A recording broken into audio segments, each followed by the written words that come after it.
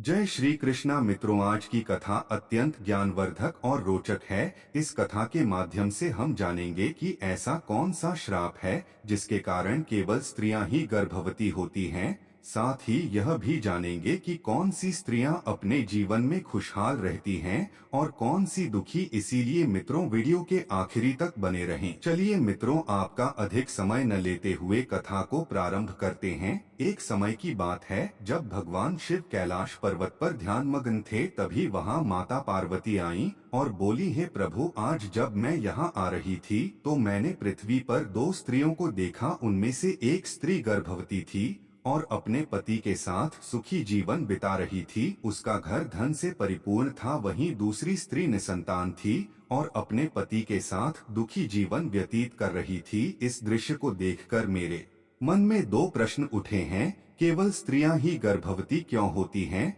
वह कौन सी स्त्री होती है जिसके भाग्य में संतान सुख लिखा होता है और कौन सी स्त्री के भाग्य में पुत्र की प्राप्ति नहीं होती? भगवान शिव मुस्कुराए और बोले, हे देवी, तुमने यह प्रश्न पूछकर नारी जाति का कल्याण किया है। मैं इन प्रश्नों का उत्तर तुम्हें एक कुरान कथा के माध्यम से दूंगा। बस मेरी एक ही विनती है कि तुम यह ज्ञान पूर्वक कथा ध्यान से सुनो और ध्यान पूर्वक सुनो। भगवान शिव ने कहा, यह घटना वैदिक काल की है। ब्रह्मा जी के दिव्य तेज और उनके तप से अनेक ऋषियों और असुरों का जन्म हुआ। उन्हीं में से एक थे महर्षि शिवरतन, जो विशाल पर्वत पर कठोर तपस्या में लीन थे। एक दिन कुछ कन्याएं वहां से गुजरी। वे महर्षि को तपस्या करते देख उनकी ओर आकर्षित हुईं और शरारत में उनकी तपस्या में शरारत करने लगीं। इससे क्रोधित होकर महर्षि शिवरतन ने उन्हें श्राप दिया, अब से जो भी स्त्री मेरे सामने आएगी वह गर्भवती हो जाएगी। कन्याएं यह सुनकर डरकर भाग गईं,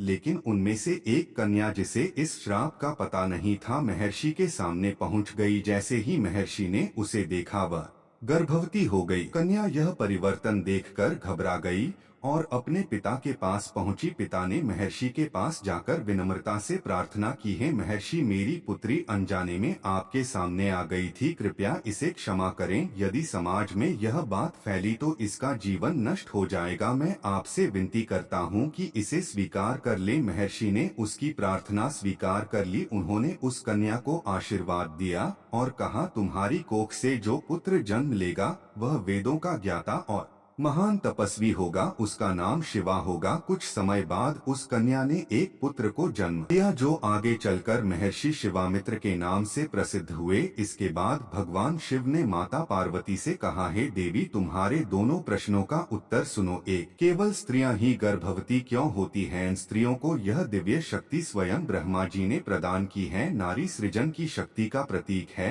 यह विशेषता उसे इसलिए मिली क्योंकि ब्रह्मा जी ने नारी की रचना में अधिक समय और तप लगाया। दो, संतान सुख किस स्त्री को मिलता है? वह स्त्री जो अपने पति के प्रति समर्पित रहती है, पतिव्रता धर्म का पालन करती है और कभी पराये पुरुषों के साथ संबंध नहीं बनाती, उसे संतान सुख की प्राप्ति होती है। वहीं जो स्त्री अपने पति का अनादर करती है, पराये पुरुषों से संबंध बनाती है और गलत कर्म करती है, उसके भाग्य में संतान सुख नहीं होता। यदि संतान होती भी है तो वह माता पिता का सम्मान नहीं करती और जीवन भर दुख देती है। नारी के महत्व पर भगवान शिव का उपदेश है, देवी, नारी सृजन की शक्ति है। यदि वह पतिव्रता जीवन जीती है तो उसका जीवन सुखी रहता है। इसलिए हर नारी को अपने पति के साथ धर्म का पालन करना चाहिए और सच्चाई के मार्ग पर चलना चाहिए। मित्रों, इस कथा के माध्यम से हमें यह शिक्षा मिलती है कि नारी जीवन में सच्चाई, समर्पण और धर्म का पालन आवश्यक करना चाहिए। जय श्री कृष्णा, जय भोलेनाथ। मित्रों, आपको यह कथा कैसी लगी कृपया हमें कमेंट में जरूर बताएं। यदि पसंद आई हो तो कमेंट बॉक्स में जय श्री कृष्णा अवश्य लिखें।